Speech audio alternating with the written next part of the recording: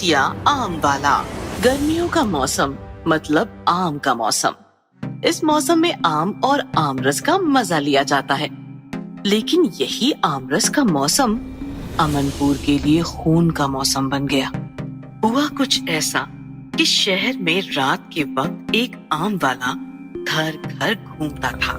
आम लाया हूँ, ताजे ताजे मोटे मोटे मीठे मीठे आम ले लो आम। जैसे ही कोई दरवाजा खोलता, बहन जी आम ले लो। अरे कैसे ले लूं? चख कर देखती हूँ। आम वाला टोकरी से एक आम उठाकर उसका रस सामने वाले के हाथ पर निचोड़ता तो आम रस नहीं, खून गिरता। खून? ये क्या है? ए आम वाले, ये क्या मजाक है? आम वाला नहीं, भूतिया आम वाला। ऐसा कहकर आम वाला एक भयानक भूत बन जाता और छुरी से सामने वाले का गला काट देता। शहर में भूतिया आमरस वाले ने आतंक मचाया हुआ था। आम वाले के आतंक से सारा शहर भयभीत हो गया और एक तांत्रिक की मदद ली। मैंने काफी प्रयास किए, लेकिन वो भूतिया आम वाला वश में नहीं हो रहा। अब उससे बचना है तो आम खाना छोड़ दो, आम मत खरीदो। बाबा, हम उसके पास नहीं जाते, वो खुद चलकर हमारे पास आता है। उसका भी एक इलाज है मेरे पास। ऐसा कहकर तांत्रिक ने एक घर की दीवार पर कुछ लिख दिया। आम वाले आम ना लाना, ये क्या है बाबा? यही मंत्र है उससे बचने का। शहर के सारे घरों की दीवारों पर ये मंत्र लिखवा दो, वो आम वाला तुम्हारे घर में कभी नहीं आएगा। बाबा का दिया हुआ मंत्र पूरे शहर में फैल गया। लोगों ने दीवारों पर लिखना शुरू किया, आम वाले आम ना लाना। और कमाल हो गया, ना तो उस दिन के बाद किसी ने आम वाले को देखा, ना आम वाला किसी के घर में गया। लेकिन लोगों के दिलों में आम का डर बैठ गया था। कोई आम नहीं खरीदता था। अमनपुर में आम खाना अब आम बात नहीं थी। एक रात विशाल और रीटा नाम के दो भाई बहन काफी सारे सामान के साथ रेलवे स्टेशन से शहर में आए। ओह, एक टैक्सी नहीं मिली, अजीब शहर है। अच्छा हुआ पापा 20 साल पहले ये शहर छोड़कर मुंबई शिफ्ट हो गए। मुझे तो इस शहर से प्यार है। इस शहर में हमारी पुश्तैनी घर जो है। रहने दो। तुम तो ऐसे बोल रहे हो जैसे तुम उस घर में रहे हो। पहली बार मम्मी पापा से छिपकर गर्मियों में चिल मारने हम यहाँ आए हैं। हमें तो ये भी नहीं पता कि हमारा घर कहाँ है, कैसी हालत में है। किसी से पूछते हैं। अरे वो देखो, चौराहे पर वो आम वाला है। चौराहे के बीचों बीच एक आम वाला टोकरी लेकर बैठा था। दोनों आम वाले के पास जाने लगे कि तभी उनकी नजर दीवारों पर पड़ी। आम वाले आम न लाना। अरे ये क्या लिखा है सारी दीवारों पर? ये भी उसी आम वाले से पूछते हैं, चलो। दोनों आम वाले के पास गए। आम वाला हताश बैठा था। भैया, ये गली नंबर 14 मकान नंबर 7 कहाँ है? आम वाले ने उंगली से एक गली की तरफ इशारा किया। थैंक्स भैया। भैया, सारी दीवारों पर ये अजीब स्लोगन क्यों लिखा है? आम वाले आम ना लाना, यही ना? मैडम, आप विश्वास नहीं करोगी, ये भूत प्रेत का मामला है। भूत प्रेत? सुनाओ भाई, फिर तो हम जरूर सुनेंगे। ये बात 20 साल पहले की है। शहर में एक गरीब आम वाला घर घर जाकर आम बेचता था। एक रात उसने एक घर की बेल बजाई। साहब, आम ले लो। नहीं चाहिए। साहब ले लो, गरीब आदमी हूँ साहब। अच्छा, चख कर देखने दे। साहब, अभी रस चखाता हूँ। रस नहीं, आम काट कर खिलाओ। आम वाले ने एक आम काट कर खिलाया। साहब कैसा है? मजा नहीं आया, और खिलाओ। आम वाले ने एक और आम खिलाया। आदमी ने फिर मुंह बनाया। ऐसा करते करते आम वाले ने टोकरी के सारे आम खिला दिए। मजा नहीं आया, भागो यहाँ से। साहब, पैसे तो दे दो, टोकरी खाली हो गई। अबे, काहे के पैसे? चल भाग। आम वाला गुस्सा हो गया और उसने छुरी दिखाई। साले 2 कौड़ी के भिखारी मुझे छुरी दिखाता है, इसी छुरी से तुम्हारा कत्ल कर दूंगा। हाँ, फिर क्या हुआ? क्या होना था, उस लफंगे ने आम वाले को छुरी से मार दिया। बाद में वो आम वाला भूत बन गया और लोगों को घर घर जाकर उन्हें मारने लगा। उसी भूत से बचने के लिए दीवारों पर ये लिखा गया है। How sad. अब तो आपसे भी कोई आम नहीं खरीदता होगा। चलो कोई नहीं, हम आपसे आम जरूर खरीदेंगे। हाँ, लेकिन पहले चक्कर जरूर देखेंगे। अभी आम का रस चखाता हूँ, हाथ आगे कीजिए। दोनों ने हाथ आगे किए और आम वाला रस निचोड़ने लगा, लेकिन आम से आम रस नहीं, खून टपकने लगा। खून? ये क्या मजाक है? मजाक नहीं, बदला। घरों के दरवाजे बंद हो गए तो क्या हुआ, अब मैं सड़कों पर राज करूंगा, तबाही मचा दूंगा। ऐसा कहकर आम वाला भयानक भूत बन गया तो विशाल और रीटा कांपने लगे। भूत! भूत! हमें छोड़ दो, हमने क्या बिगाड़ा है तुम्हारा? तुमने नहीं, तुम्हारे बाप ने। मुझे मेरी छुरी से मारकर मुंबई भागने वाला लफंगा और कोई नहीं, तुम्हारा ही बाप है। ये सुनकर विशाल और रीटा चौंक गए। तभी भूत ने अपनी लहूलुहान छुरी निकाली और दोनों पर वार करना शुरू किया। लगातार वार से दोनों घायल हो गए और तड़प तड़प कर मर गए। क्रिमिनल भूत। एक समय की बात है, इंस्पेक्टर ब्रिजेश एक बहुत ही होनहार और बहादुर अफसर थे। वो बड़े से बड़े क्रिमिनल का एनकाउंटर करते थे। एक दिन उनका पाला साइको किलर राका से पड़ गया। वो उसके पीछे भाग रहे थे और राका भी तेजी से भाग रहा था, पर ब्रिजेश ने शॉर्टकट लेकर सामने आकर राका को गोली मार दी। मैं तुम्हें नहीं छोड़ूंगा इंस्पेक्टर, तुम्हें और तुम्हारे पूरे परिवार को मार डालूंगा। राका ऐसा कहते ही दम तोड़ देता है। उसकी लाश को शमशान घाट में दफना दिया जाता है। ब्रिजेश को बहादुरी का मेडल देकर सम्मान दिया जाता है। उसके परिवार में सब बहुत खुश होते हैं। आप तो हर महीने एक मेडल ले आते हैं, इतने मेडल कहाँ रखे हैं, ये भी बता दीजिए। अरे मम्मी, पापा के मेडल्स के लिए एक नया कमरा बनवा देते हैं। कमरा नहीं, जिस स्पीड से भैया मेडल ला रहे हैं, मेडल्स के लिए हमें नया घर ही लेना पड़ेगा। उसी खौफनाक रात में राका वापस तो आता है, पर अब वो एक इंसान नहीं रहता। वो एक भयानक भूत बन चुका था। उसकी लाल आंखें और नुकीले नाखून देखकर कोई भी बुरी तरह कांप उठे। मैंने कहा था इंस्पेक्टर, मैं वापस आऊंगा। अब तुझे और तेरे परिवार को मुझसे कोई बचा नहीं सकता। अगली रात ब्रिजेश का भाई राजेश ऑफिस से घर की ओर लौट रहा था। तभी उसे ऐसा लगता है कि उसका कोई पीछा कर रहा है। राजेश पीछे मुड़कर देखता है तो कोई नहीं होता। तभी उसे एक अजीब सी आवाज सुनाई देती है। तू ही है ना उस बहादुर ब्रिजेश का भाई? आवाज सुनकर राजेश डर जाता है और कांपती आवाज में पूछता है, कौन है? तभी राका का भूत उसके सामने आ जाता है। मैं राका, जिसे तेरे इंस्पेक्टर भाई ने मार डाला। अब मैं तुझे मारूंगा। देखता हूँ तेरा बहादुर भाई तुझे कैसे बचाता है। राजेश के उस भूत को देखकर पसीने छूट जाते हैं। वो तेजी से भागने लगता है। तभी राका उसकी गर्दन पर हमला करता है और उसका सारा खून पी जाता है और तभी राजेश की मौत हो जाती है। अगले दिन ब्रिजेश अपने भाई को देखता है और फूट फूट कर रोने लगता है। किसने किया तुम्हारे साथ ये भाई? मैं अपने भाई को नहीं बचा सका। तभी ब्रिजेश की पत्नी पूजा को राजेश के हाथ पर नाखून से कुछ लिखा हुआ दिखता है।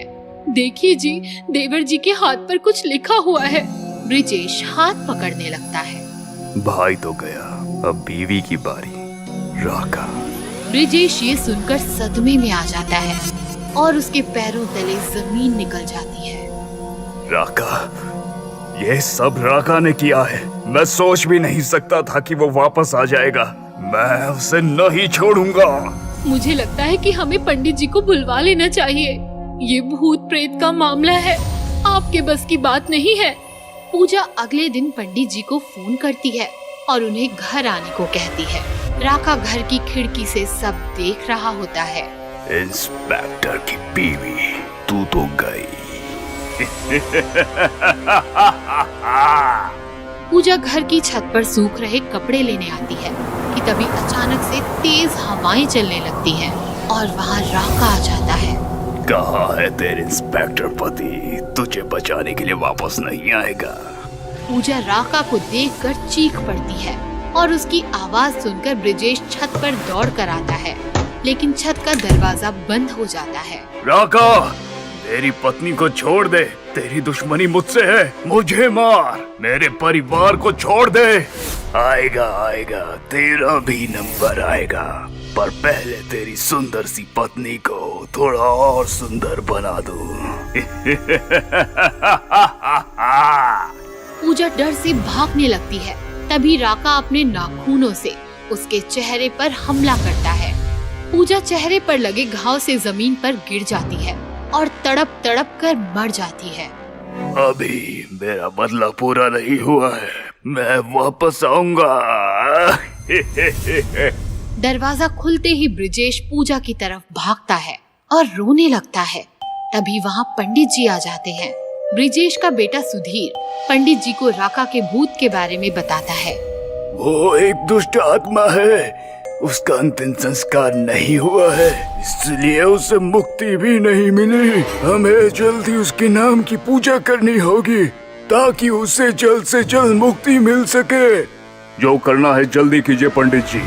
मैं अपनी पत्नी और भाई को खो चुका हूँ, अब अपने बेटे को खो नहीं सकता। पंडित जी पूजा करने लगते हैं और जैसे ही मंत्र पढ़ते हैं वहाँ राका आ जाता है। नहीं, तुम लोगों की इतनी हिम्मत कि मुझे मुक्ति दोगे? तुम लोगों को नहीं छोड़ूंगा। राका सुधीर के पास जाता है और उसका गला पकड़ लेता है। सुधीर का दम घुटने लगता है। तभी ब्रिजेश पंडित जी का दिया हुआ गंगा जल राका पर छिड़क देता है और राका का मृत शरीर जलने लगता है। ये क्या किया तुमने? तभी पंडित जी अपनी पूजा का आखिरी मंत्र पढ़ते हैं और राका की आत्मा हवा में भाप बनकर उड़ने लगती है। नहीं, मेरा बदला भी पूरा नहीं हुआ। नहीं। और इसी तरह राका की आत्मा को मुक्ति मिल जाती है और ब्रिजेश अपने बेटे की जान बचा पाता है। भूतिया टैक्सी। बहुत समय पहले किसी शहर में अभिषेक नाम का एक मासूम आदमी रहता था। अभिषेक एक बहुत बड़े व्यापारी के यहाँ ड्राइवर का काम करता था। एक दिन वो अपने मालिक को गाड़ी में बैठाकर कहीं ले जा रहा था। तभी गाड़ी पेड़ से जाकर टकरा गई। ये तूने क्या किया? तूने मेरी CMW गाड़ी ठोक दी। तू जानता है ये कितनी महंगी आती है? मैं तुझे अभी नौकरी से निकालता हूँ। ये कहकर मालिक गाड़ी लेकर वहाँ से चला गया। अचानक नौकरी चले जाने पर अभिषेक बहुत दुखी हुआ।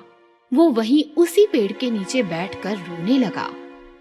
इतने सालों में पहली बार मुझसे कोई एक्सीडेंट हुआ था और मालिक ने बिना मेरी बात सुने मुझे नौकरी से निकाल दिया। तभी उसे एक डरावनी आवाज आई। नीचे आदमी, ऊपर भूत, वाह काली रात, बहुत खूब। ये सुनकर अभिषेक डर गया। कौन है? कौन है? किसकी आवाज है ये? सामने आओ। काली रात का काला साया, तुमने बुलाया? भूत चला आया।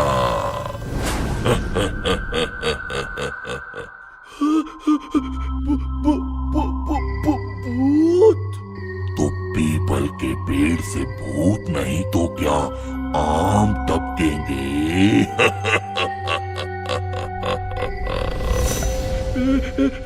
मुझे जाने दो, मैंने ध्यान नहीं दिया कि ये पीपल का पेड़ है। मुझे पता होता तो मैं कभी इस पीपल के पेड़ के नीचे नहीं बैठता। ये इंसान मुझे मासूम सा लगता है, क्यों ना इसका फायदा उठाया जाए। पीपल के भूत का कर्ज चुकाओ, मर जाओ या मददगार बन जाओ। क्या मतलब? मतलब ये कि या तो मैं तुम्हें अभी खा जाऊं या फिर हम एक दूसरे के मददगार बन जाएं। तुम मेरी मदद करो और मैं तुम्हारी मदद करूं। वो कैसे? मैंने सुना है तुम्हें तुम्हारे मालिक ने नौकरी से निकाल दिया, तो मैं तुम्हें नौकरी दिला देता हूँ और इसके बदले में तुम मेरी भूख मिटाओगे। लेकिन मुझे तो गाड़ी चलाने के अलावा कुछ नहीं आता। ठीक है, तो मैं तुम्हारी टैक्सी बन जाता हूँ। तुम सारा दिन टैक्सी चलाकर पैसे कमाना और हर रात मैं एक सवारी खाऊंगा। मैं ये नहीं कर सकता। ठीक है, तो मैं तुम्हें अभी खा लेता हूँ। मैं ये कहाँ फंस गया? मुझे इसे हाँ कहना ही पड़ेगा, नहीं तो ये मुझे अभी खा जाएगा। ठीक है, मुझे मंजूर है। अब तुम चलाओगे भूतिया टैक्सी और मैं खाऊंगा सवारियां। अगले दिन से अभिषेक भूतिया टैक्सी चलाने लगा। अब वो सारा दिन सवारियों से पैसे कमाता और रात होने पर आखिरी सवारी को एक सुनसान सड़क पर ले जाता। क्या हुआ? तुमने इस सुनसान सड़क पर टैक्सी क्यों रोक दी? माफ करना बहन जी, लेकिन अब मेरी टैक्सी का खाने का टाइम हो गया है। क्या मतलब? मतलब ये कि अब मैं तुम्हें खाऊंगा। अचानक भूतिया टैक्सी अपने असली भूत वाले रूप में आ गई और भूत ने उसे खा लिया। ऐसे ही कुछ महीने बीत गए। फिर एक रात एक आदमी टैक्सी के पास आया और बोला, भाई साहब, क्या आप मुझे घर छोड़ देंगे? जी जरूर, आइए टैक्सी में बैठ जाइए। कुछ आगे जाकर अभिषेक ने गाड़ी रोक दी। आपने गाड़ी क्यों रोक दी? माफ करना भाई साहब, लेकिन अब मेरी टैक्सी का खाने का टाइम हो गया है। क्या मतलब? मतलब ये कि अब मैं तुम्हें खाऊंगा।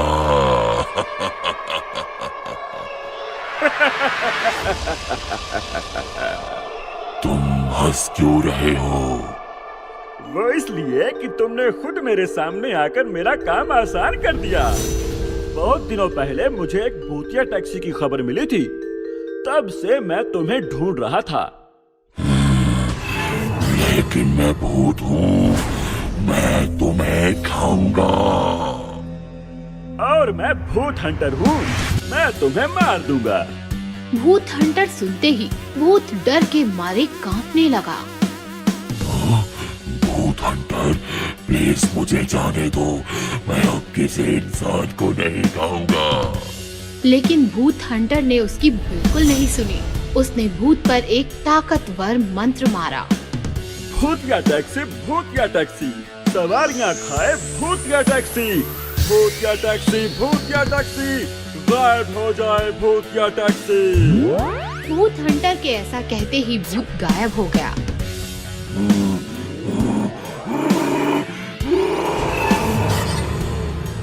तभी अचानक अभिषेक जोर जोर से रोने लगा। मुझे माफ कर दो भूत हंटर। उस भूत ने कहा था कि अगर मैं उसकी बात नहीं मानूंगा तो वो मुझे खा जाएगा। मैं जानता हूँ, ये भूत बहुत चालाक होते हैं, इसलिए मैं तुम्हें कुछ नहीं कहूँगा। तुम जा सकते हो। इस तरह भूत हंटर ने भूतिया टैक्सी का रहस्य खत्म किया और अभिषेक को भी उस भूत के जाल से छुड़ाया। आईपीएल का भूत। रात के 12 बज चुके थे। आईपीएल शुरू होने में बस कुछ चंद घंटे बचे थे। जयपुर सुपर किंग के कप्तान रणधीर शर्मा ग्रैंड होटल के बिस्तर पर खर्राटे ले रहे थे। अचानक होटल के सारे लाइट्स ऑफ हो जाते हैं और रणधीर शर्मा के कमरे में रोते रोते कोई प्रवेश करता है और सोए हुए रणधीर शर्मा से कहता है, तुमने मुझे टीम के बाहर निकाल कर रुलाया है, गंदा पॉलिटिक्स किया है मेरे साथ। देखना कल मैच में मैं तुम्हें कैसे रुलाता हूँ। ऐसा कहकर जोर जोर से हंसने लगता है। उसकी हंसी से सारा होटल थरथराने लगता है। शर्मा आंख खोलता है और सामने देखता है तो उसकी आंखें फटी की फटी रह जाती हैं। बचाओ बचाओ बचाओ, कोई है वहाँ पे। लाइट आ जाती है। रणधीर शर्मा के पीए मनसुख तिवारी सिक्योरिटी गार्ड्स के साथ रणधीर के कमरे में भागते हैं। क्या हुआ सर? आपकी चीख मैंने सुनी। मनसुख वो वापस आया है। वो मुझे नहीं छोड़ेगा। मनसुख वो आया है। कौन सर? किसकी बात कर रहे हैं आप? राकेश। वो तो मर चुका है। सो जाइए आप, कल मैच है, मैं डॉक्टर को बुलाऊंगा आपके लिए। मैं कल मैदान में नहीं उतरूंगा। मैच कैंसिल कर दो मनसुख, मैच कैंसिल कर दो। सर करोड़ों का नुकसान हो जाएगा, आपका करियर खत्म हो जाएगा। सो जाइए सर आप, डोंट वरी, मैं रुकता हूँ यहाँ, आप आराम से सो जाइए। रणधीर शर्मा सोने का प्रयास तो करता है पर राकेश के ख्याल से उसकी नींद उड़ जाती है। दरअसल राकेश एक बहुत अच्छा प्लेयर था। इंडिया को वर्ल्ड कप दिलाने की क्षमता रखता था। जब वह खेलता था तो दर्शकों की सांसें रुक जाती थी, मानो कि राकेश दूसरा सचिन ही था। पर यह सब टीम के कैप्टन रणधीर को बर्दाश्त नहीं हुआ। राकेश की तेज रफ्तार देखकर रणधीर को अपनी पोजीशन की फिक्र होने लगी और उसने अपनी पहुंच और पॉलिटिक्स का उपयोग करके राकेश को टीम के बाहर कर दिया। इस तरह राकेश के करियर को कुछ ऐसा ब्रेक लगा कि फ्रस्ट्रेट होकर उसने आत्महत्या कर ली। सुबह होती है, मैच शुरू हो जाता है। दर्शकों से स्टेडियम खचाखच भर जाता है। पूरा इंडिया टीवी के सामने सांसें रोक कर बैठ जाता है और रणधीर मैदान में उतरता है। तभी रणधीर की नजर ऑपोजिट टीम के एक लड़के पर पड़ती है। उसे देखकर रणधीर सोच में पड़ जाता है। वही नजर, वही तेवर, कौन है ये? रणधीर ऑपोजिट टीम के कप्तान से पूछता है, ओए शर्मन, ये बंदा कौन है यार? पहले कभी नहीं देखा। ये हमारा सरप्राइज पैकेज है तुम लोगों के लिए। देखना ये कैसे धोता है तुम लोगों को। टॉस होता है। हाथ में बल्ला उठाए ऑपोजिट टीम का वही लड़का ओपनिंग करता है। रणधीर बॉलिंग करने उतरता है। रणधीर पहला बॉल डालता है तो वह लड़का बल्ला घुमाकर बॉल आसमान में ऐसा उछालता है कि मानो बॉल आसमान निगल गई हो। बॉल वापस ही नहीं आती। सारे हैरान हो जाते हैं। तभी वह लड़का रणधीर की तरफ देखकर मुस्कुराता है। वही आंखें, वही अंदाज, वही मुस्कुराहट। ऐसा शॉट तो राकेश ही मार सकता था। तभी यकायक उस लड़के में रणधीर को राकेश का भूत दिखता है और रणधीर बुरी तरह घबरा जाता है। ये मैच रोक दो, वो मुझे मार देगा। मैं नहीं खेलूंगा। अरे ये क्या, कैप्टन रणधीर अचानक से ऐसे क्यों बर्ताव करने लगे हैं? रोक दो, ये मैच रोक दो, ये मैच रोक दो। रणधीर की हालत देखकर टीम के मालिक रणधीर के पास आते हैं। क्या हुआ? क्या पागलपन है? सर राकेश वापस आया है, वो मुझे मार देगा। और मैं हार गया तो मैं तुम्हें मार दूंगा। जानता है करोड़ों रुपए इन्वेस्ट किए हैं मैंने। तेरे कहने पर मैंने राकेश को हटा दिया था। वो होता तो कम से कम ये दिन तो ना देखना पड़ता। पागल हो गए हो क्या तुम? राकेश का भूत रणधीर के पास आता है और मुस्कुराता है। देखा, मैंने कहा था ना, अब मैं तुम्हें नहीं छोड़ूंगा। मैं वापस आया हूँ, सिर्फ तुम्हारे लिए, और मुझे सिर्फ तुम ही देख सकते हो, बाकी कोई नहीं। ऐसा कहकर हंसते हुए बैटिंग करने निकल पड़ता है। रणधीर बुरी तरह डर जाता है, पर वह कुछ नहीं कर सकता। रणधीर कांपते कांपते बॉल फेंकता है तो राकेश का भूत जोरदार पलटवार करता है तो बॉल सीधे राकेश के पेट में आकर लगती है। राकेश जमीन पर गिर जाता है। स्टेडियम तालियां और चीखों से गूंज जाता है। रणधीर समझ नहीं पाता कि उसके जख्मी होने के बावजूद भी यह शोर कैसे। तभी उसके पास राकेश आता है और कहता है, हैरान हो गए ना, पर तुम्हें अब कोई नहीं देख सकेगा, और मुझे भी, क्योंकि तुम तो यहाँ हो ही नहीं। वो देखो, तुम तो वहाँ मैच खेल रहे हो। रणधीर देखता है तो वह बॉलिंग कर रहा होता है। ये कैसे हो सकता है? मैं तो यहाँ हूँ। फिर वो कौन है? सब मेरी माया है। वो तुम्हारा क्लोन है। लोग उसे देखते रहेंगे और मैं इधर तुम्हें बीच ग्राउंड में ही निपटा दूंगा। मैं चाहता तो तुम्हें कल रात को ही मार सकता था, पर मुझे तुम्हें यहीं मारना था, इसी ग्राउंड पर। राकेश का भूत घायल रणधीर को बल्ले से मारने लगता है। रणधीर चीखने चिल्लाने लगता है, फिर भी किसी का उस पर ध्यान नहीं जाता। सब लोग रणधीर के क्लोन को ही रणधीर समझ बैठे हैं और इधर राकेश रणधीर को मारकर घायल कर देता है। अचानक रणधीर का क्लोन गायब हो जाता है। सब हैरान हो जाते हैं। अरे ये क्या? रणधीर कहाँ चला गया? वो तो बॉल लाने गया था ना? लगता है डर कर भाग गया होगा। लगता है रणधीर शर्मा हार के डर से मैदान छोड़कर भाग गए हैं और उन्होंने जीत अपोजिट टीम की झोली में डाल दी है। रणधीर के फैंस चिल्लाने लगते हैं, रणधीर शर्मा भगोड़ा है, रणधीर शर्मा हाय हाय। यह सुनकर घायल रणधीर दम तोड़ देता है। इस प्रकार राकेश का भूत रणधीर से अपना बदला ले लेता है। भूतों की बारात। ये खौफनाक कहानी है सोलापुर शहर की। सोलापुर में भेड़ी बाजार नामक एरिया था। वहाँ से एक बारात गुजर रही थी। दूल्हा था चंदेर। चंदेर बहुत ही खुश था। अरे नाचो, ये रघु नाचना, शराब कम पड़ गई है क्या? चंदेर के सारे दोस्त शराब पीकर टुन्न थे और उछल उछल कर डीजे के पीछे डांस कर रहे थे। बारात भेड़ी बाजार की गलियों में गुजर रही थी। लोग अपने घरों के सामने खड़े होकर बारात देख रहे थे। पटाखे फूट रहे थे, पैसों की बरसात हो रही थी। माहौल काफी रंगीन था। अरे आगे बढ़ो, हॉल काफी दूर है, चलो आगे बढ़ो। ए बूढ़े, दिमाग मत खा, इतनी जल्दी है तो जा तू मंडप पे कर ले शादी। बूढ़ा गुस्सा हो गया और चंदेर के पास जाकर शिकायत करने लगा। चंदेर बेटा, कैसे दोस्त है तुम्हारे? ना बात करने की तमीज है, ना समय का अनुमान है। उन्हें समझाओ बेटा, अब बहुत हो गया नाचना कूदना। अरे चाचा, दिमाग मत खराब करो यार, शादी बार बार थोड़ी होती है, नाचने दो उन्हें। तुम्हें तकलीफ हो रही है तो जाओ मंडप पे बैठ जाओ। अब दूल्हा भी ऐसी बात करेगा तो भला किसको गुस्सा नहीं आएगा। बूढ़ा चाचा गुस्सा हो गया और अपने सारे रिश्तेदार लेकर आगे हॉल की तरफ निकल गया। अब बारात में सारे यंग लड़के ही बचे थे जो शराब की बोतलें उल्टी कर रहे थे और बस नाच रहे थे। रात बढ़ रही थी लेकिन बारात आगे बढ़ने का नाम नहीं ले रही थी। डीजे जोर जोर से बज रहा था। लड़के हंगामे कर रहे थे जिससे वहाँ के लोकल लोग परेशान होने लगे। अरे नाचो!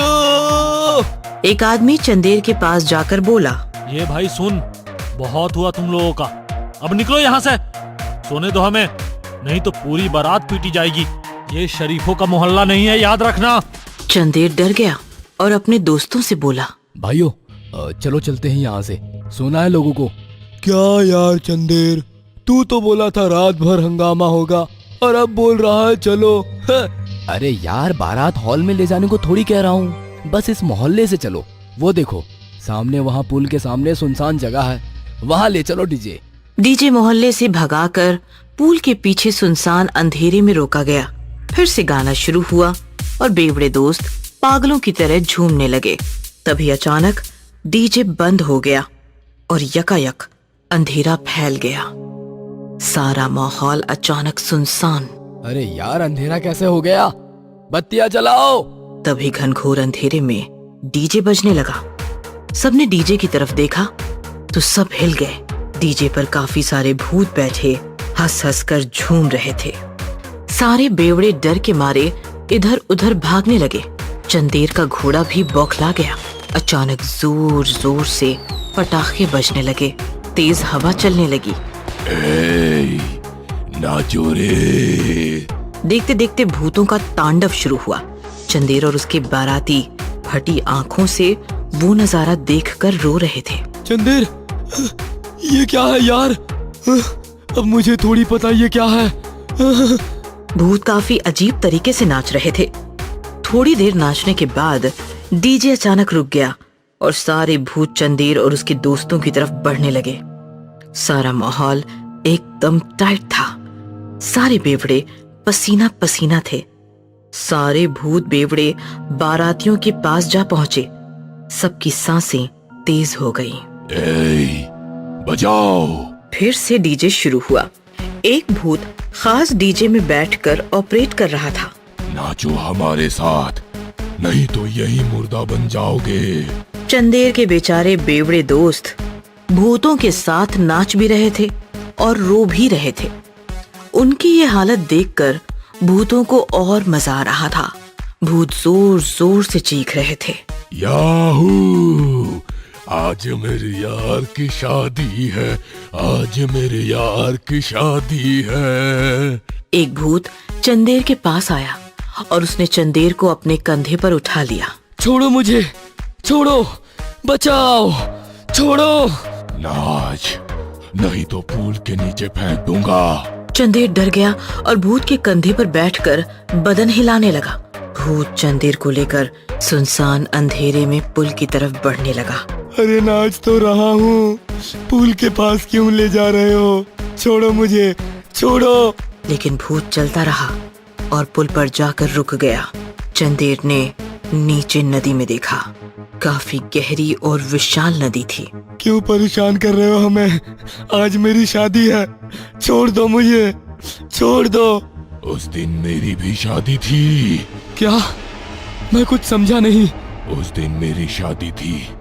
मैं अपने बेवड़े दोस्तों के साथ हंगामा कर रहा था और इधर मेरी दुल्हन बेचारी इंतजार कर रही थी। लोगों ने काफी समझाया लेकिन हम नहीं माने। हम अलग ही नशे में थे उस दिन। नाचते पीते हुए इस पुल पर आए और जोर जोर से नाचने लगे। तब यहाँ लकड़ी का पुल था। हम नशे में थे। पुल टूट गया और सारे बेवड़े बारातियों के साथ मैं भी मर गया। क्या? लेकिन तुम ये हमें क्यों बता रहे हो? क्योंकि आज तुम सबके साथ भी यही होने वाला है। मेरे सारे भूतिया बाराती तुम्हारे बेवड़े बारातियों को इस पुल पर लेके आएंगे और ये पुल गिर जाएगा। फिर तुम सब हमारे साथ ही हो जाओगे। ऐसा कहकर भूत जोर जोर से हंसने लगा।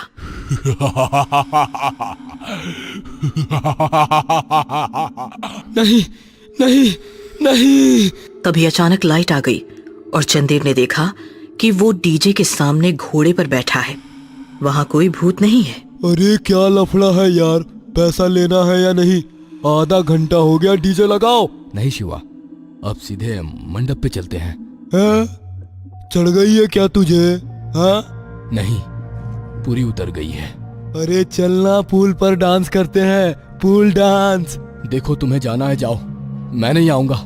मुझे मरना नहीं है, शादी करनी है। फिर चंदेर अकेला ही घोड़ा लेकर मंडप की तरफ निकल पड़ा और उस रात एक भयानक हादसा होते होते रह गया। एक थी डायन। कहानी है रामपुरम की।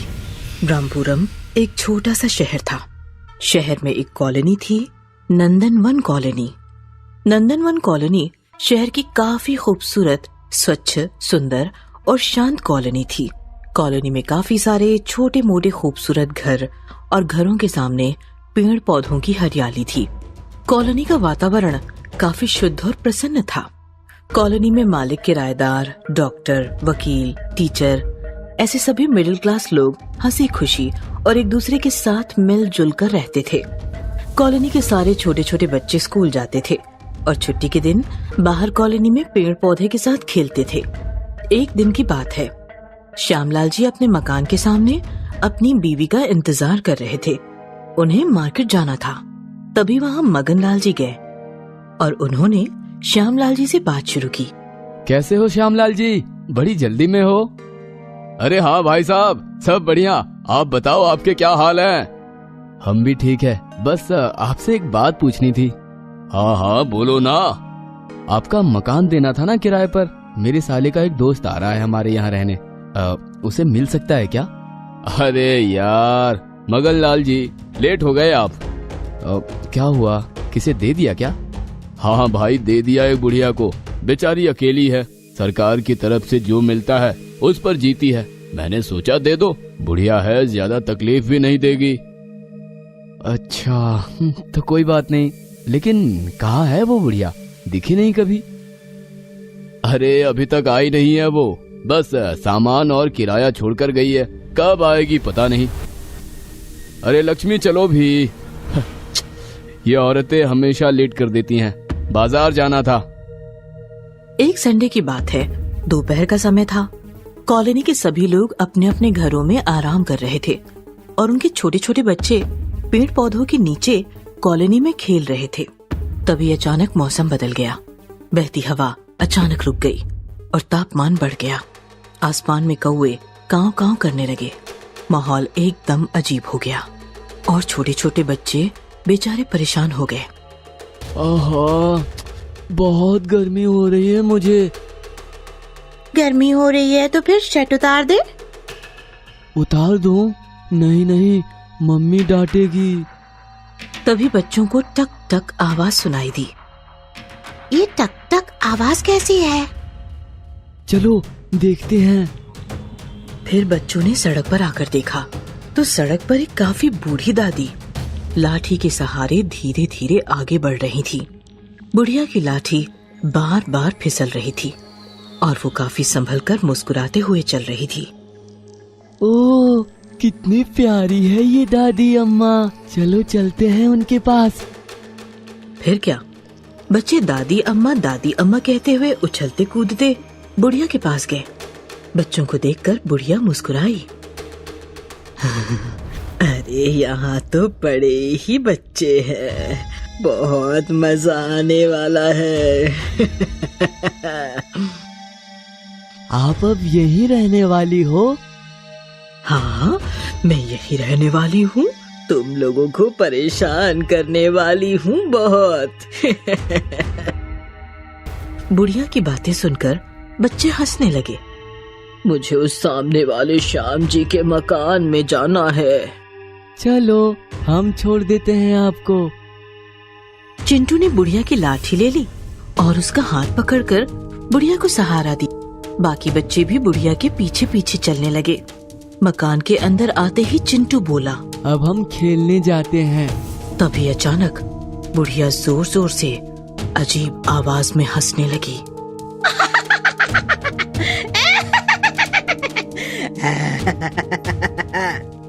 सारे बच्चे डर गए। हंसते हंसते बुढ़िया अचानक भयानक डायन बन गई। ना छोड़ूंगी, किसी को ना छोड़ूंगी। डायन देखकर बाकी बच्चे तो भाग गए, लेकिन चिंटू भाग न सका क्योंकि उसका हाथ बुढ़िया के हाथ में था।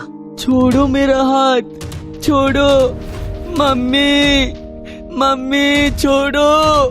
तभी पीछे से चिंटू की मम्मी आई। चिंटू, चिंटू।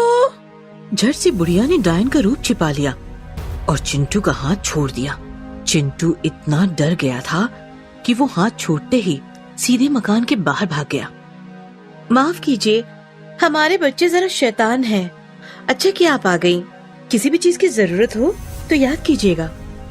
फिर क्या था, उस दिन से वो डायन कॉलोनी में रहने लगी। सबके सामने अच्छा बनकर और बच्चों के सामने भयानक डायन बनकर। जब भी बच्चे खेल रहे होते तब डायन उनके पास जाती और किसी बच्चे को उठाकर अपने मकान में आ जाती। बच्चा जोर जोर से चिल्लाने लगता, बाकी बच्चे भी शोर मचा देते, लेकिन जैसे ही कोई बड़ा आ जाता बुढ़िया फौरन रूप बदलकर झूठ कहती। देखिए ना, इन बच्चों ने मेरी लाठी कहीं छिपा रखी है, बता ही नहीं रहा कोई कहाँ छिपा रखी है। बच्चों ने अपने घर वालों को बुढ़िया के बारे में बताया, फिर भी उनका किसी ने विश्वास नहीं किया। और एक दिन जो होना था वही हुआ। अचानक चिंटू कहीं गायब हो गया। सबने बहुत ढूंढा लेकिन चिंटू नहीं मिला। मैं जानती हूँ चिंटू कहाँ है, चलो मेरे साथ। बच्चे बुढ़िया के मकान में पहुंचे तो बूढ़ी डायन ने चिंटू को एक कमरे में अंदर बांध कर रखा था और वो उसे सता रही थी। तुम्हारी मम्मी कह रही थी कि तू बड़ा शैतान है, अब कहाँ गई तेरी शैतानी? हाँ, खबरदार, मैं सबसे बड़ी शैतान हूँ, बच्चों को मैं कच्चा चबा जाती हूँ। प्लीज छोड़ो मुझे, प्लीज मुझे छोड़ दो। बच्चों ने चिंटू की हालत देखी तो उन्हें काफी बुरा लगा। चलो मम्मी पापा को बताते हैं। नहीं, वो आएंगे तो डायन फिर से कुछ न कुछ झूठ बोलकर बच जाएगी। तो फिर अब क्या करें? चिंकी ने मोबाइल निकाला और डायन का वीडियो बनाया। फिर चिंकी ने वो वीडियो कॉलोनी के ग्रुप में पोस्ट किया। वीडियो देखकर कॉलोनी के सभी लोग उस मकान में पहुँचे और उन्होंने डायन के चंगुल से चिंटू को बचा लिया। अब रूप बदलने की कोई जरूरत नहीं है डायन, तुम्हारा असली रूप हम सबके सामने आ चुका है। हमने बच्चों पर पहले भरोसा नहीं किया, लेकिन भला हो इस मोबाइल का, मारो इसे। फिर कॉलोनी की सारी औरतों ने मिलकर डायन की अच्छी खासी धुलाई की। मार खाने के बाद बूढ़ी डायन कॉलोनी से हमेशा हमेशा के लिए भाग गई। Haunted resort. लोनावला एक ऐसी जगह है जहां मुंबई की भीड़ से छूटकर चैन की सांस ली जा सकती है। ऊंचे पहाड़, हरी और गहरी वादियां, शांत सफेद कोहरा। हर साल कई लोगों को अपने पास बुलाता है लोनावला। विकास और रश्मि अपनी कार से लोनावला आ रहे थे। सड़क सुनसान थी और कार कोहरा काटती हुई मानो लोनावला को चूमने आ रही थी। सुहाना सफर और ये मौसम हंसी, सुहाना सफर और ये मौसम हंसी। हमें डर है हम खो न जाए कहीं, सुहाना सफर और ये मौसम हंसी। हो और कार एक काफी पुराने रिजॉर्ट के सामने रुक गई। रिजॉर्ट अतिथि। पीछे बहुत सारे नए रिजॉर्ट्स थे, हम वहाँ भी तो ठहर सकते थे। अरे मुंबई से जो आएगा वो वहीं ठहरेगा, भीड़ बढ़ जाएगी तो मजा नहीं आएगा, हमें यहाँ एकांत मिलेगा। शादी के 7 साल बाद भी तुम इतने रोमांटिक हो सकते हो। मैंने सोचा नहीं था। विकास मुस्कुराया और फिर दोनों रिजॉर्ट के अंदर पहुँचे। अंदर आते ही दोनों को जोरदार झटका लगा क्योंकि अंदर होम हवन चल रहा था। काफी सारे पंडित बैठकर मंत्रोच्चारण कर रहे थे। ये क्या हो रहा है? रिजॉर्ट के स्टाफ ने विकास और रश्मि को घेर लिया। दोनों डर गए। What is this? एक पंडित उठकर आगे आया। उसने विकास और रश्मि के माथे पर उंगलियां रखकर मंत्रोच्चारण किया, फिर आंखें खोलकर मुस्कुराते हुए बोला, अतिथि में आपका स्वागत है। विकास कुछ पूछने ही वाला था कि तभी मैनेजर बोला, अरे खड़े खड़े क्या देख रहे हो? सर और मैडम को उनके कमरे में ले जाओ। स्टाफ के एक आदमी ने दोनों का सामान उठा लिया। विकास और रश्मि बिना कुछ बोले उसके पीछे निकल गए। पंडित जी, ये दोनों यहाँ तक कैसे पहुँचे? शायद ये मुंबई से ना हो, लेकिन इनकी कार की पासिंग तो मुंबई की ही है। अगर ऐसा है तो फिर मुझे भी समझ नहीं आ रहा ये दोनों यहाँ तक कैसे पहुँचे। इधर विकास और रश्मि कमरे में बातें कर रहे थे। अजीब लोग हैं, हमें यहाँ आना ही नहीं चाहिए था। रश्मि डोंट वरी, पुराना रिजॉर्ट है, लोग भी पुराने ख्यालों के ही होंगे ना।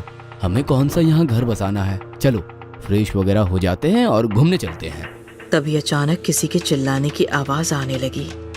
विकास और रश्मि खिड़की से बाहर देखने लगे। बाहर काफी सारी भीड़ गेट के बाहर खड़ी चीख रही थी। गेट बंद था और रिजॉर्ट का स्टाफ उस भीड़ को रोक रहा था। भागो यहाँ से, तुम लोग मरे हुए हो, भागो। हमें अंदर आने दो हमें। अचानक वो आदमी अजीब आवाज में चीखने लगा और चीखते चीखते जख्मी होता चला गया। उसका पूरा बदन फूटने लगा और उसके साथ साथ पूरी भीड़ के शरीर से भी खून टपकने लगा। ओम त्र्यंबकम यजामहे सुगंधिम पुष्टिवर्धनम। ओम। भीड़ भयानक तरीके से चीखने लगी।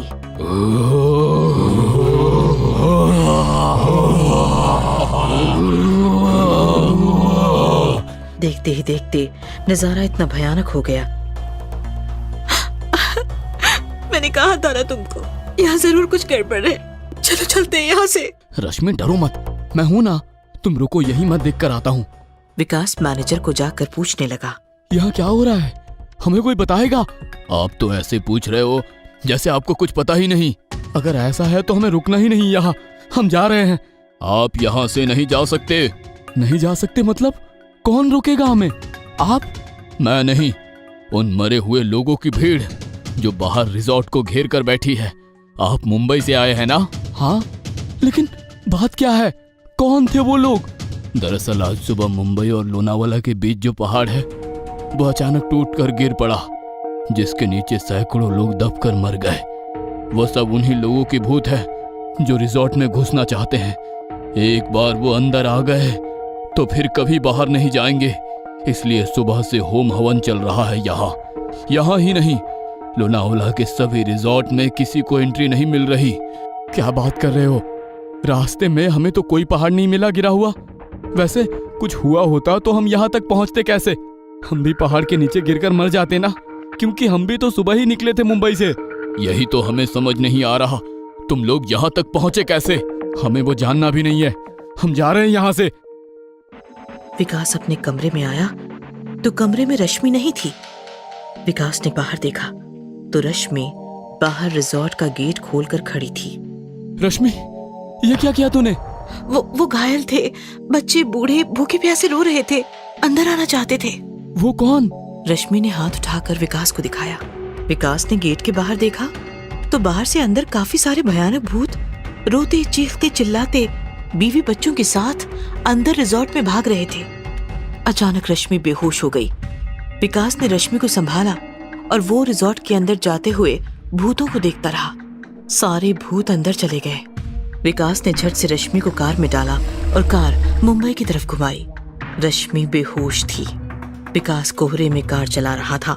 थोड़ी देर बाद रश्मि को होश आ गया। रश्मि डोंट वरी, हम बच गए हैं, रिजॉर्ट में रहते तो मर जाते। रश्मि मुस्कुराई और गाना गाने लगी।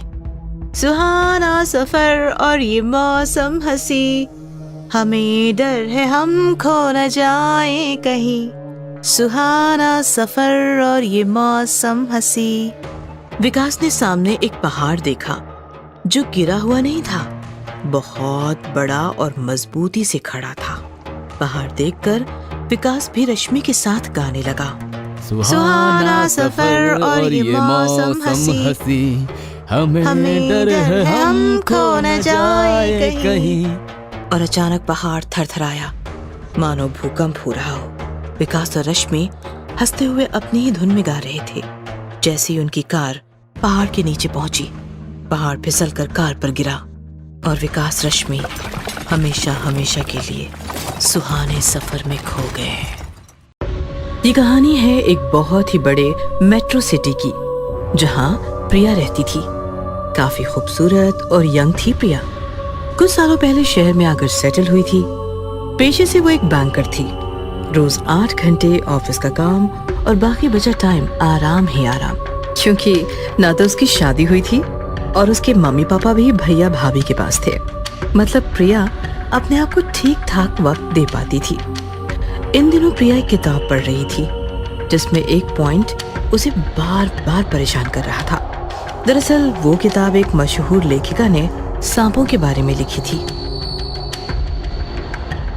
सुदर्शन, कल मैंने तुम्हारी दी हुई किताब में पढ़ा, उसमें लिखा था कि ये जो कोबरास मतलब नाग होते हैं ना, उनकी कुछ प्रजातियों में ऐसा पाया जाता है कि वो इच्छाधारी होते हैं।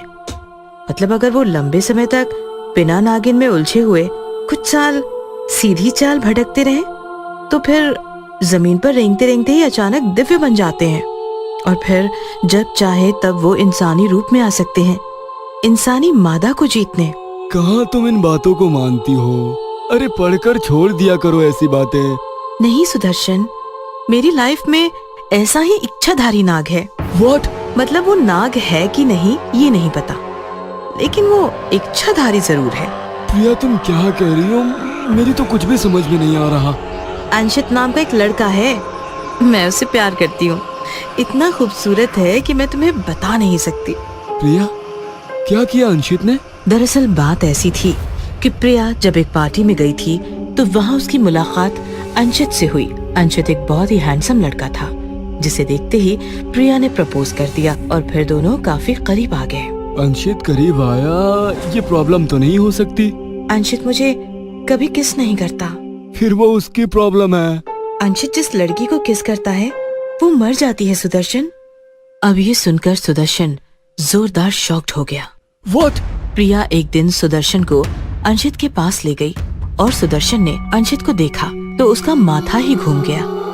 अंशित नीचे से सांप बनता जा रहा था और ऊपर से इंसान था। ओह माय गॉड, ये सब क्या है? क्या करे सर, मेरी कोई इच्छा ही काम नहीं कर रही। पहले जिस चीज को होठों से लगाता था वो खत्म हो जाती थी, अब तो मेरे अंदर से इंसान ही खत्म हो रहा है। मैं जानवर बन रहा हूँ, और वो भी कौन सा? तो सांप। डोंट वरी माय बॉय, सब ठीक हो जाएगा। मुझे टेंशन इस बात की नहीं है सर कि मेरा क्या होगा, मुझे टेंशन है कि मेरे बाद प्रिया का क्या होगा। सुदर्शन ने इमीडिएटली उस किताब की ऑथर रंजना का एड्रेस निकाला और सुदर्शन प्रिया को लेकर रंजना के पास आया। देखिए, मैंने आपसे अभी आपके बॉयफ्रेंड अंशित के बारे में सुना और आपको मुझे ये बताते हुए अत्यंत खेद हो रहा है कि वो आपसे लगातार झूठ बोल रहा है। यही ना कि वो छिपा रहा है कि वो इच्छाधारी नाग है, वो तो हमें भी पता है। नहीं, उसका जो खतरनाक झूठ है वो ये है कि वो आपसे प्यार करता है। ये सुनकर तो प्रिया के साथ साथ सुदर्शन भी हिल गया। मैम कैसी बातें कर रही हैं आप? वो तो प्रिया को हद से ज्यादा चाहता है। तकलीफ में भी बस प्रिया के बारे में ही सोच रहा है। जानवर अपनी फीमेल को हद से ज्यादा नहीं चाहते, हमारी वाली हदें उन्हें लागू नहीं होती। वो बस फ्लेवर लेते हैं और मौसम टूटते ही छोड़ देते हैं। यहाँ उल्टा हो रहा है, मतलब वो आपको अपनी दुनिया में ले जाना चाहता है क्योंकि वो इच्छाधारी है और इच्छा पूरी करने के लिए अलग अलग ढोंग रच रहा है। और सेम यही एक्सपीरियंस प्रिया ने रात को लिया जब वो पूरी तरह सो रही थी। तब अंशित अचानक भयानक सा नाग बन गया और प्रिया से लिपट गया। वो प्रिया के होठों को डसना चाहता था लेकिन डस नहीं पाया। प्रिया झट से जाग गई और उसने नाग को अपनी मुट्ठी में पकड़ लिया। काटो मुझे, मार डालो, क्यों रुके हो, मार डालो। नाग वापस आधा इंसान बन गया। माफ कर दो प्रिया, पता नहीं मुझे ऐसा क्या हो गया, मुझसे रहा ही नहीं गया। मैं जानती हूँ क्या इरादे हैं तेरे, मुझे अपनी दुनिया में ले जाना चाहता है ना तू। अंशित गुस्सा हो गया, काफी ज्यादा भयानक दिखने लगा और जोर से चिल्लाया। हाँ हाँ, मैं तुम्हें ले जाना चाहता हूँ अपने साथ, अपनी दुनिया में। मैं करीब करीब 100-2 साल बिना नागन के रेंगता रहा। अब इच्छाधारी बनने के बाद ऐसी नागन पाना चाहता हूँ जो बस मेरी हो और किसी की नहीं। ऐसा कहकर अंशित जोर जोर से हंसते हुए हमला करने ही वाला था कि तभी सुदर्शन ऑथर रंजना को लेकर वहां आया। रंजना ने झट से फूंक मारी और अंशित इच्छाधारी नाग से नाग की छोटी सी गोली बन गया। रंजना ने वो गोली उठाकर एक शीशी में भर ली। आपका बहुत बहुत धन्यवाद रंजना, लेकिन आप इसे इच्छाधारी नाग की गोली बनाकर क्या करेंगी? रंजना मुस्कुराते हुए बोली, डोंट वरी, ऐसे सैकड़ों नागों से रोजाना रात खेलती हूँ मैं। और फिर रंजना झूमती हुई निकल गई। आगे उस इच्छाधारी नाग अंशित का क्या हुआ पता नहीं, लेकिन सुदर्शन ने तो अपनी प्रिया बचा ली। भूतिया डाकिया। ये बात उस जमाने की है जिस जमाने में मोबाइल नहीं थे, इंटरनेट नहीं थे, सोशल मीडिया भी नहीं था। एक दूसरे से बात करने के लिए लोग एक दूसरे को खत लिखा करते थे। डाकिया घर घर जाकर खत बांटता था। ये कहानी उस जमाने की है जिस जमाने में डाकिया लोगों की जिंदगी का एक अहम हिस्सा हुआ करता था। रघु नाम का एक डाकिया था। वो दिन भर साइकिल से शहर की हर गली घूमता था और घर घर खत बांटता था। रात का समय था, आखिरी खत बचा था। रघु अपनी साइकिल लेकर खत देने चला गया। आज तो बहुत रात हो गई, घर गया तो बीवी जरूर डांटेगी। रघु पते पर पहुंच जाता है। डाकिया आया है, डाक लेकर आया है। अंदर से ना कोई जवाब आता है और ना कोई दरवाजा खोलता है। सुनो, आपका खत आया है। लगता है सब सो गए। रघु दरवाजे पर टक टक आवाज करता है तो दरवाजा अपने आप खुल जाता है। रघु अंदर जाता है तो दरवाजा बंद हो जाता है। लगता है कोई गड़बड़ है। कोई है? मैं डाकिया, डाक लाया हूँ। तभी एक चुड़ैल हंसती हुई अंधेरा चीरकर रघु के सामने आ जाती है। चुड़ैल को देखकर रघु अंदर से तो बहुत डर जाता है, लेकिन बाहर से होशियारी से पेश आता है। लगता है मैं गलत घर में आ गया हूँ, माफ कीजिए। चुड़ैल जोर जोर से हंसने लगती है। तू एकदम सही घर आया है। कई सालों से मैं इस मकान में बंद पड़ी थी। तूने ये दरवाजा खोलकर मुझे आजाद कर दिया। बहुत अच्छा काम हो गया मेरे हाथों से। भगवान मुझे दुआ देगा। मैं चलता हूँ। ऐसे कैसे जाने दूं? हाँ? तुम्हारा इरादा क्या है? दरवाजा तो तूने खोल दिया, अब मुझे बाहर घुमाओ, बाहर की दुनिया दिखाओ, मेरे खाने का प्रबंध करो। ये मैं कैसे कर सकता हूँ?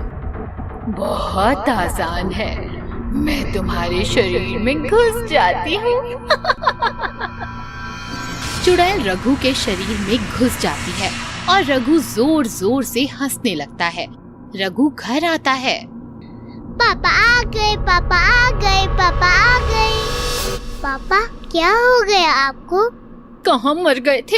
इतनी रात हो गई, घर क्यों नहीं लौटे? रघु घर का दरवाजा बंद कर देता है और जोर जोर से हंसने लगता है। शराब पी ली क्या? हंस क्यों रहे हो? मैं रघु नहीं, चुड़ैल हूँ। ये सुनकर रघु की पत्नी और उसका बेटा कांपने लगते हैं। रघु अपने बेटे को और पत्नी को मार देता है और उनका खून चूस लेता है। सुबह होती है। रघु साइकिल लेकर डाक पहुंचाने निकल पड़ता है। डाकिया आया है, डाक लाया है। एक औरत दरवाजा खोलती है। क्या लाए हो?